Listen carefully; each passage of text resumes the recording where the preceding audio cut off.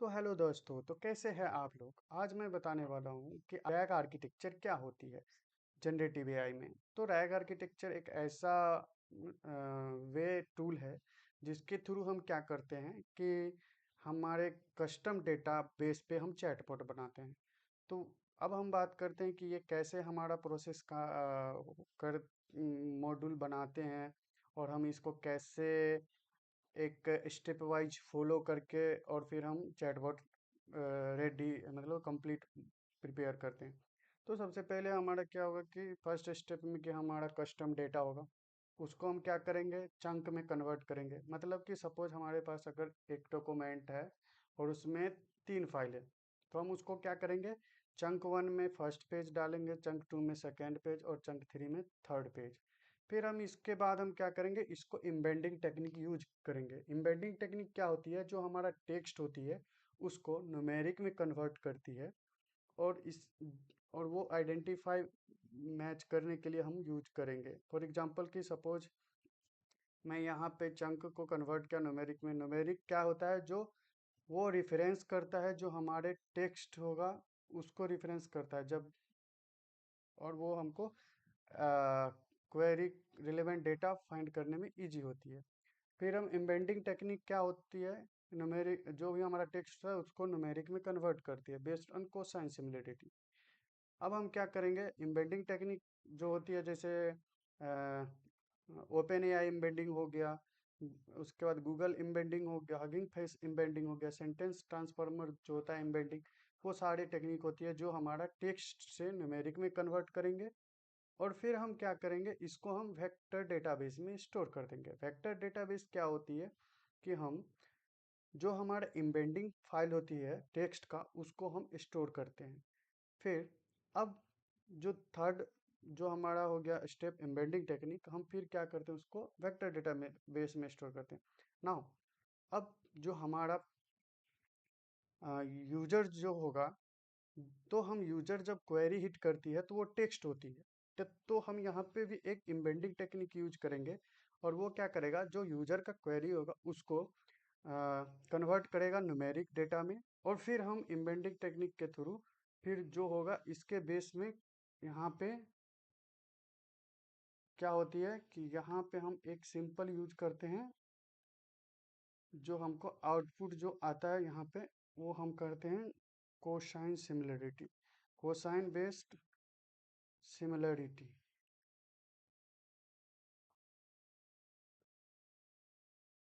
तो ये क्या होती है, जब हमारा इसमें क्या होती है, हाँ। तो अब हम बात करते हैं कि जब यूजर क्वेरी हिट करती है तो वो टेक्स्ट टू न्यूमेरिक में कन्वर्ट होता है एम्बेडिंग टेक्निक के थ्रू। फिर जो उसके रिले क्वेरी बेस के रिलेवेंट जो हमारा क्वेरी होती है उसके बेस पे रिलेटेड जो हमारा रिलेवेंट जो हमारे जो वेक्टर डेटा बेस में नॉलेज स्टोर है, वो क्या करता है कोसाइन बेस सिमिलरिटी बेस पे वो हमारा जो आउटपुट रिजल्ट होता है वो हमारे कॉन्टेक्स्ट में आते हैं।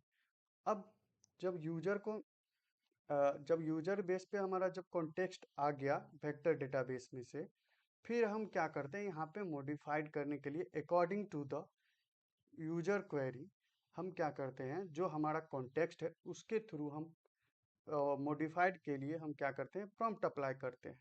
सपोज यहाँ पे जो भी हमारा कॉन्टेक्स्ट में आएगा उसको हम यूजर के क्वेरी बेस के अकॉर्डिंग हम आउटपुट लाने के लिए हम प्रॉम्प्ट पास करेंगे। और प्रॉम्प्ट और साथ में जो हमारा वेक्टर डेटाबेस का जो कॉन्टेक्स्ट होगा वो दोनों हम पास करेंगे एलएलएम मॉडल के पास।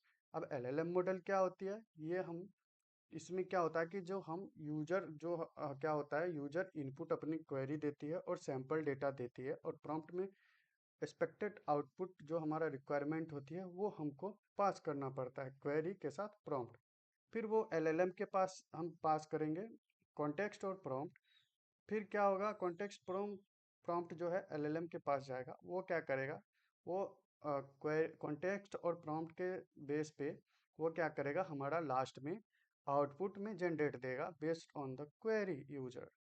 तो ये हमारा फाइनल आर्किटेक्चर है जो रैग आर्किटेक्चर फॉलो करती है। रैग आर्किटेक्चर एक्चुअली में है कि रिट्रीव ऑगमेंटेड जनरेटिव, मीन्स कि हमारे कस्टम डेटा पे ही ट्रेन होती है। तो ये सारे हमारे रूल्स को फॉलो करते हैं राग architecture for custom chatbot your on data. तो ये हमारा था रैग आर्किटेक्चर का पूरा एक्सप्लेनेशन। अब हम देखते हैं कि इसको कोड में कैसे इम्प्लीमेंट करते हैं।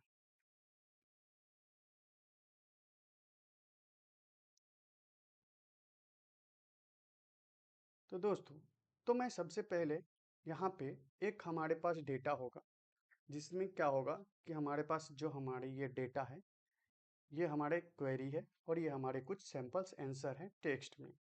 अब इसको हम सबसे पहले क्या हमारा था चंक और कन्वर्ट करके एम्बेडिंग बनाना। तो सबसे पहले हम यहाँ पे क्या करेंगे, जो हमारे जो मॉड्यूल है, जैसे हम यहाँ पे हगिंग फेस का सेंटेंस ट्रांसफॉर्मर यूज कर रहे हैं एम्बेडिंग टेक्निक यूज के लिए। तो सबसे पहले हम क्या करेंगे, पंडाज और नंपाई के थ्रू हम यहाँ पे CSV फाइल को अपलोड करेंगे। फिर हम यहाँ पे जो हमारा इंडेक्स फाइल जो हमारा बनेगा, जो वेक्टर एम्बेडिंग, वो हमको कहाँ सेव करना है, डेटाबेस के थ्रू, डेटाबेस के अंदर फिर इंडेक्स डॉट फाइल। फिर हम क्या करेंगे, यहाँ पे जो हमारा क्वेश्चन जो CSV है उसको अपलोड करेंगे, और जो हमारा जो लिस्ट होगा वो क्वेश्चन होगा जो यूजर हिट करेगा, और फिर हमारा उसका एक लिस्ट बनेगा। फिर हम उसको क्या करेंगे, जो क्वेश्चन होगा उसका एम्बेडिंग बनाएंगे, और वो हमारा एम्बेडिंग टेक्निक यूज होगा। और जो हम मॉडल यूज करें सेंटेंस ट्रांसफार्मर का mini Llama large language model है, वो यूज कर रहे हैं। अब हम क्या करेंगे, जो हमारा कन्वर्ट एम्बेडिंग बनेगा इनकोड करके क्वेश्चन का, उसको हम नंपाई में कन्वर्ट कर देंगे मॉडल बनाने के लिए नॉर्मलाइज करके। फिर अब हम जब इसको क्या करेंगे, फ्लैट करके, और एक डायमेंशन में बनती है, और उसको हम सेव कर लेंगे, और फिर हमारा जो एम्बेडिंग मॉडल है इंडेक्स डॉट फाइल में सेव हो जाएगा। तो ये हमारा जो प्रॉपर है। फिर हम क्या कर रहे हैं, इंडेक्स फाइल के अंदर हमारा वो एम्बेडिंग फाइल सेव हो जाती है। अब नाउ, अब हमारा ये तो हमारा था एम्बेडिंग फाइल का प्रोसेस। अब हम बात करते हैं कि एम्बेडिंग फाइल से के बाद हम यूजर क्वेरी के बेस पे हम कैसे इसको हिट करते हैं। तो ये हमारा क्वेरी डॉट पी वाई है, जिसके अंदर हम क्या कर रहे हैं कि सेंटेंस ट्रांसफॉर्मर है, और यहाँ पे क्या हो रहा है, जो हमारा इनपुट में क्वेरी फेस में इनपुट में हम क्या ले रहे हैं, यूजर का क्वेरी, और फिर हम उसको एम्बेडिंग में कन्वर्ट कर रहे हैं।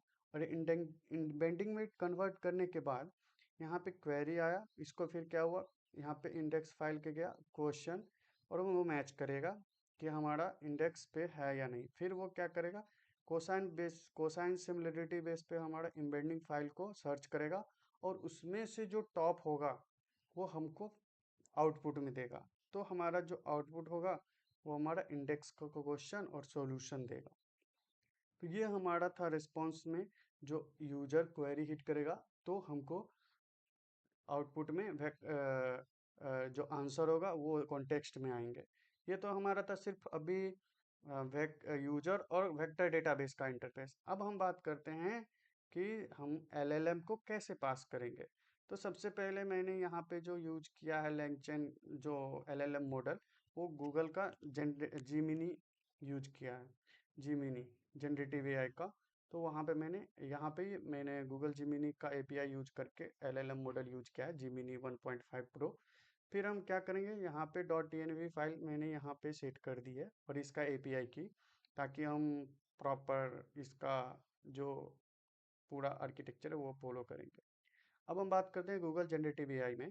तो इसमें क्या हो रहा है कि जो हमारा एक .env करके आती है लाइब्रेरी, जिसमें हम लोड .env करेंगे तो फंक्शन जो इसका ऑलरेडी जो .env फाइल के अंदर जो API की है वो ऑटोमेटिक फेच हो जाती है। अब मैंने यहाँ पे जो मैक्सिमम टोकन 150 रखा है मॉडल का, LLM मॉडल जिमिनी में, और जो हमारा मैक्स रिट्रीज है वो 2 बार दिया है मैंने, और टेम्परेचर मैंने 0 करके रखा है। ठीक है। अब हम बात करते हैं, अब देखो हमारा क्या था कि जो LLM चैटबॉट है वो क्वेरी लेगा, तो जो क्वेरी आएगा वो यूजर का होगा। ठीक। अब हम बात करते हैं यहाँ पे सिंपल। अब ये जो मैंने रिट्रीव डेटा बनाया है, रिट्रीव डेटा हमारा क्या है, वेक्टर डेटाबेस, और वेक्टर डेटाबेस और कॉन्टेक्स्ट। तो हमको कॉन्टेक्स्ट में कहाँ से आ रहा है, यूजर जो मैंने यहाँ पे जो फंक्शन बनाया है, ये जो हमारा यहाँ पे रिट्रीव डेटा है, तो मैंने यहाँ पे क्या बनाया, रिट्रीव डेटा, और रिट्रीव डेटा में यूजर का क्वेरी आ रहा है। तो मैंने यहाँ पे, अब हम LLM को जब पास करेंगे तो यहाँ पे क्या होगा, रिट्रीव और क्वेरी, तो हम क्या होगा, ये हमारा वेक्टर डेटाबेस से कॉन्टेक्स्ट आ जाएगा। अब अब आती है प्रॉम्प्ट। प्रॉम्प्ट में हम प्रॉम्प्ट बनाएंगे। अब उसमें क्या होगा कि जो हमारा रोल सिस्टम का जो रोल होगा, अगर तो मैंने यहाँ पे प्रॉम्प्ट पास किया है कि you are a helpful assistant stock chatbot and only, और जो हमारा कॉन्टेक्स्ट है उसको हम इसके अंदर पास कर दे रहे हैं मैसेज। फिर वो generate based on the query, और जो क्वेरी होगा, और क्वेरी में क्या होगा, ये हमारा यूजर जो देगा क्वेरी और कॉन्टेक्स्ट दो हम इनपुट में दे रहे हैं एलएलएम को, तो वो मैंने यहाँ पे डिफाइन कर दिया। अब रिस्पॉन्स में क्या होगा, इन्वोक और मैसेज। मैसेज मैंने यहाँ पे ऑलरेडी डिफाइन कर दिया। फिर ये एआई मैसेज जो कंटेंट करेगा रिस्पॉन्स में, वो हमारा फाइनल आउटपुट होगा। तो चलो हम इसको देखते हैं कि हमारा आउटपुट क्या आती है। तो यही हमारा था पूरा, कि पहले एम्बेडिंग बनाएंगे, फिर हम क्वेरी हिट करेंगे, फिर कॉन्टेक्स्ट बनाएंगे, कॉन्टेक्स्ट में हमारा जो यूजर का क्वेरी बेस पे आउटपुट आएगा, फिर हम उसके बाद देखेंगे, फिर हम इसके बाद हम क्या करेंगे, एलएलएम को पास करेंगे क्वेरी, और जो हमारा कॉन्टेक्स्ट होगा वही हमारा सेम आउटपुट हो रहा है। अब मैं यहाँ पे सिंपल वे में बता रहा हूँ कि अब मैं यहाँ पे पूरा यूआई पे कैसे यूज किया।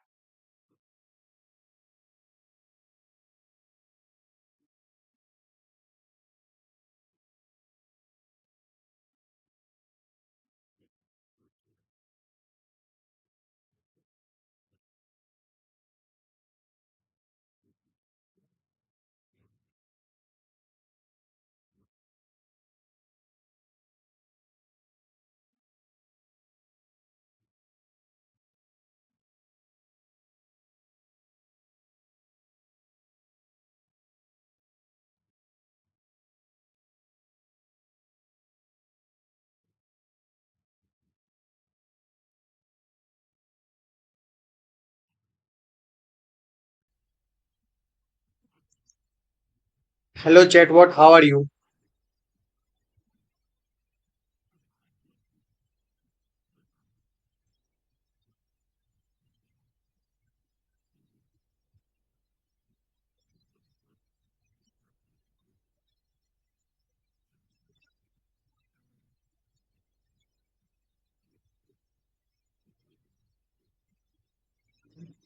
I am just a helpful stock chatbot, not Jedward. Smiling face with smiling eyes based. Hello chatbot, how are you?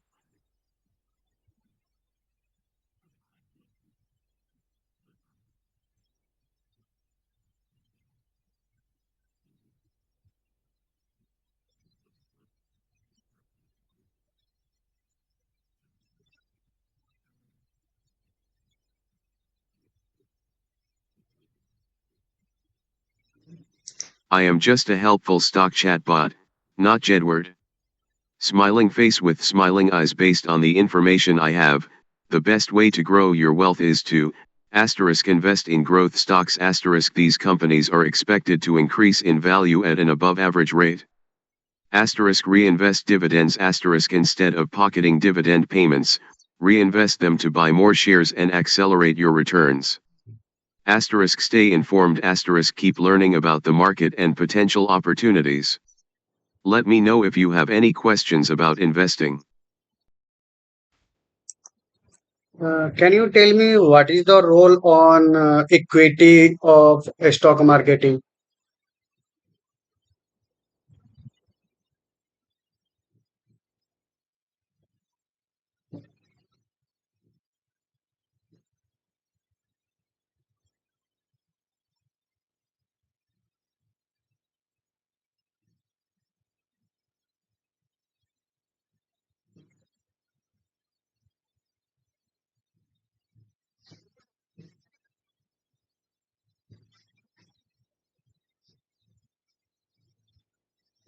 That's a great question, but the provided context primarily discusses sector analysis within stock marketing. To explain the role of equity in stock marketing, I need more context or details about what you'd like to know regarding equity's role.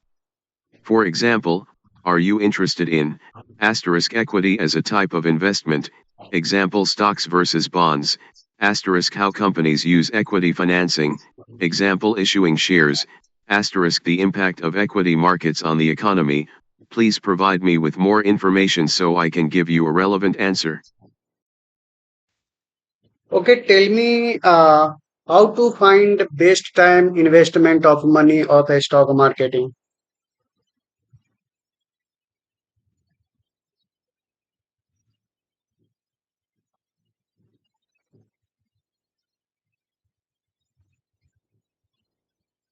To find optimal investment timing in stock markets, use technical analysis tools like moving averages, RSI, and MACD, and determine your entry and exit points based on these indicators. Okay, can you tell me RSI and MACD?